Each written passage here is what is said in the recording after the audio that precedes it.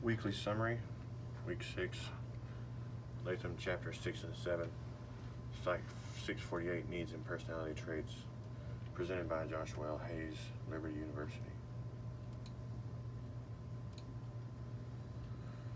Latham addresses several theories in the assigned reading this week. This weekly summary has 2 overarching themes that address needs as well as personality traits. Need hierarchy theory was first theorized by Maslow, 1943. Needs hierarchy theory addresses the fact that needs are physiological as well as psychological. Different people are capable of prioritizing their needs in different ways based on their chosen values. Needs are the starting point of motivation.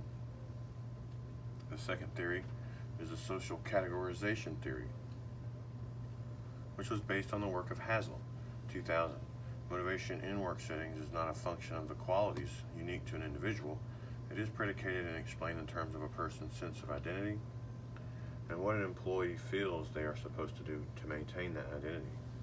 The process-based analysis of need structure and need salience is derived from the person's social identity.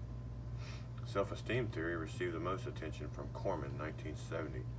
Individuals will be motivated to perform on a task or job in a manner which is consistent with their self-image. Employees with high self-esteem have a higher job performance rating than those with low self-esteem. Socioanalytic theory, proposed by Robert and Joyce Hogan, addresses biological needs which are correlated with acceptance and approval, status, power, and control of resources, and predictability and order.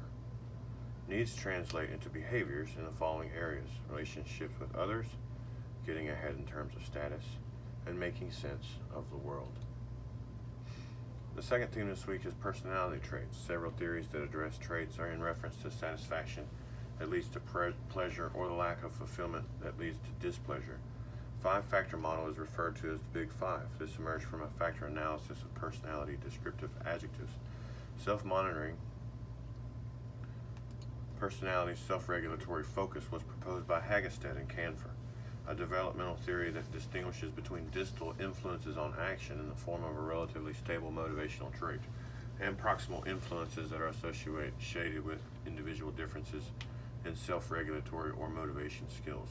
Motivation control and emotion control are 2 types of motivational skills of self-regulatory strategies that people use to control their cognition, affect, and behavior during the process of goal attainment. Core self-evaluation, developed by Judge Locke and Durham, described a theory of traits they labeled as core self-evaluation in regards to one's appraisal of people, events, and things in relation to self.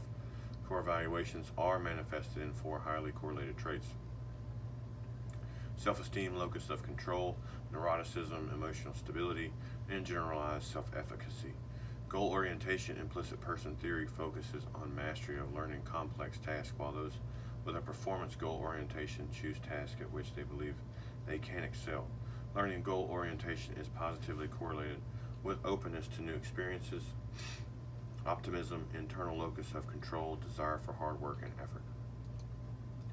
The final theory discussed this week is the self-determination theory, which was created by Deci and Ryan, 1990. Mentions that self-determination theory is giving people freedom to make personal choices, which leads to personal empowerment, higher sense of autonomy, and a higher level of interest in a task, which in turn results in people spending more time and effort on the task, engaging in more self-initiation of behavior, and taking greater responsibility for task mastery and accomplishment. Question of the week. Over the last couple of weeks in the text, I've noticed the term self-efficacy. Define self-efficacy through one of the presented theories in the reading this week, and define self-efficacy through a biblical worldview.